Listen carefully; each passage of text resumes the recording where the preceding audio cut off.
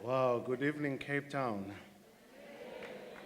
Whoever says Cape Town is not happening, I've got news for them. Because Cape Town is happening.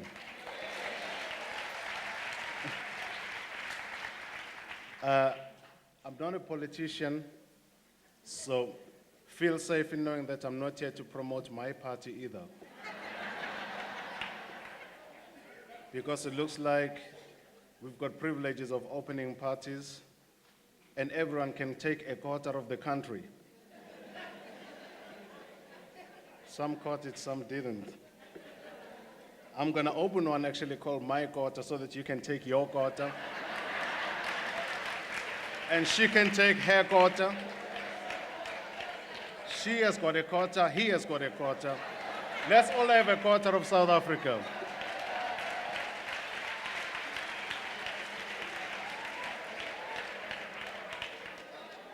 Okay, behave, people, behave. So am I. You know, to actually go through the history of Mama Makeba, because we do not have time, I cannot do justice to her with the time that I have. I had to start with a typical joke of Mama Makeba, because we who spent a lot of time with her found something amazing about this woman that was larger than life. She loved jokes. And sometimes she would tell jokes and start laughing first. You need to wait for her to calm down. And by the time if the joke was not funny, you're going to, oh, Mama, you kill me. And, and she used to sometimes tell about stories of like when she was in a plane flying from Nigeria. Mama visited the continent. You know, sometimes we as South Africans know England more than we know Mozambique and Zimbabwe, and you know, we know London more. But anyway, she flew the continent. She said in her own words, Baba, I was flying in from Nigeria, and next to me was a very distinguished gentleman. You know, he was wearing the up and the down, you know. And Baba, he looks at me, he's like, do you know who I am? In my heart, I nearly said, do you know who I am? Said, but I held myself. I said, sorry, sir, I apologize that I do not know who you are, but you must be someone very important sitting in business class. And the conversation would go on, and then finally, the distinguished gentleman would recognize, oh, Miriam Makeba?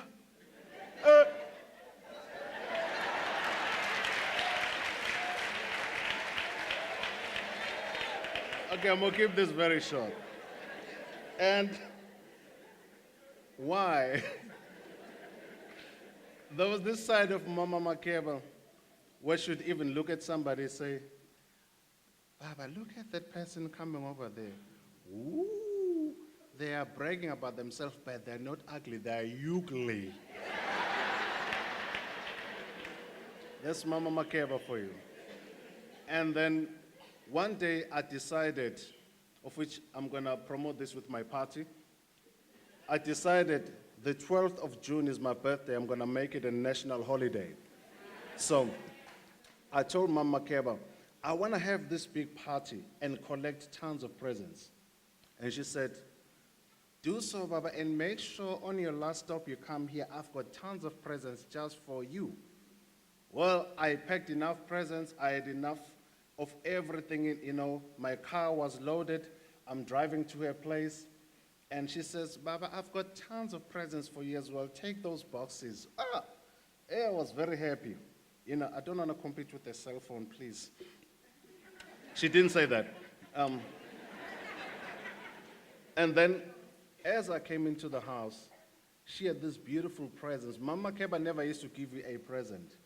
And everything she gave you was not something that you could see anywhere. If she gave you a shirt, it was the one that was tailor-made. She never gave a little bit, she gave everything. She was the most giving woman I'd ever met. And she said, now your car is full, Baba. Ne? I said, yes. She says, no, your next step, do you know what you need to do next? I said, no, I do not know, Mom, but I'm going to enjoy my presents. She said, Baba, I'm glad I told you to pack the presents in the car because I want you to drive home and give those presents to your mother because on the 12th of June, she was the one in labor, not you.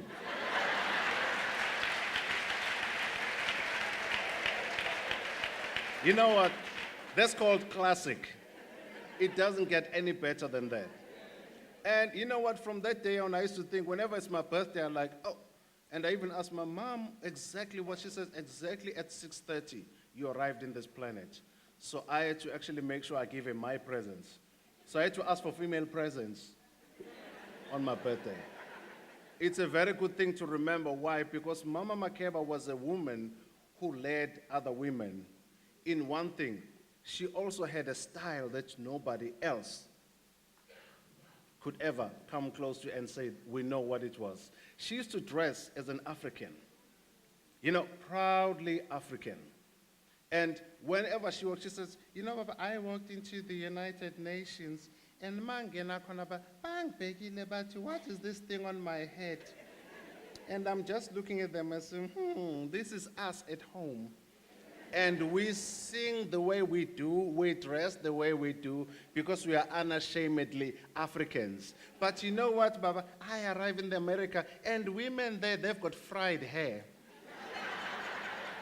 How many of you remember they put it in the stove and fry people's hair? Mama Makeba believed in being a natural woman. And you know what? Here's one thing unique about Mama Makeba. Born in 1932, I don't think anybody, born in 1932. And Mama Makeba went through this process of when she left the country, she didn't self-exile herself.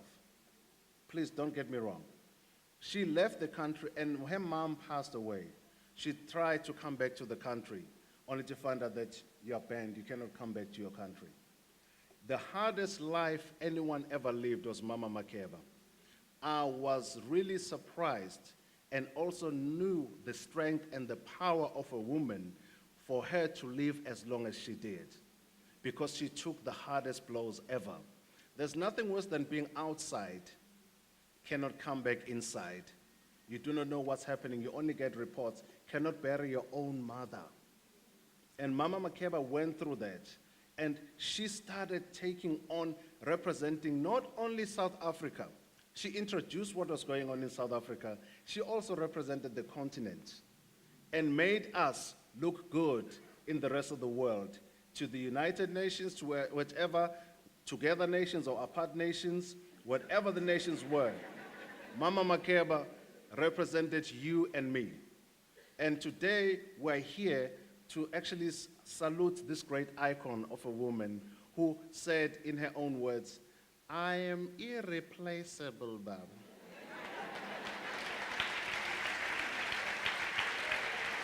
No one will replace Mama Makeba. You know why she said, do you know why I'm irreplaceable, Baba? Because I came to this earth not to replace anybody either.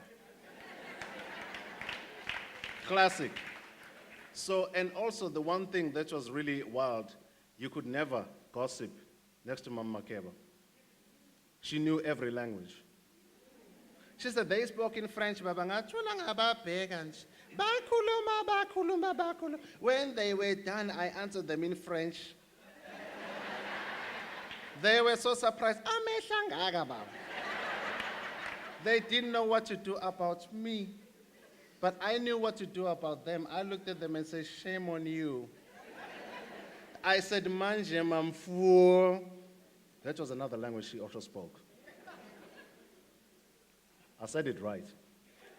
So, and also, here's one thing very important though. Mama Makeba left a legacy to be followed. She lived alone. She was alone, yet amongst people. But behind, she left 2 grandchildren. She had a daughter, Uzenzi, which she named after her, Zenzile Makeba. What a great singer. She duplicated herself on her, and Zenzile passed away whilst Mama was still in Guinea. And the worst thing, we normally bury our own. She couldn't even get to the burial site because there was a law because of the country's religious belief that a woman doesn't come close to the grave. She didn't even have that closure of seeing her daughter go down. But with that came two grandchildren, Lumumba, Nelson Lee, and there was also Zenzi Lee, who's around, who still sings, who's trying to carry on the legacy of Mama. So she had only those two. And I tell you what, as much as she represented us, there are times when we did not know her because she was branded as a terrorist. She was a terrorist who came out of South Africa to harm South Africa. But she did not do that. She left this country to represent all South Africans. May all South Africans, when they remember Mama Makeba today, think about one thing and one thing only.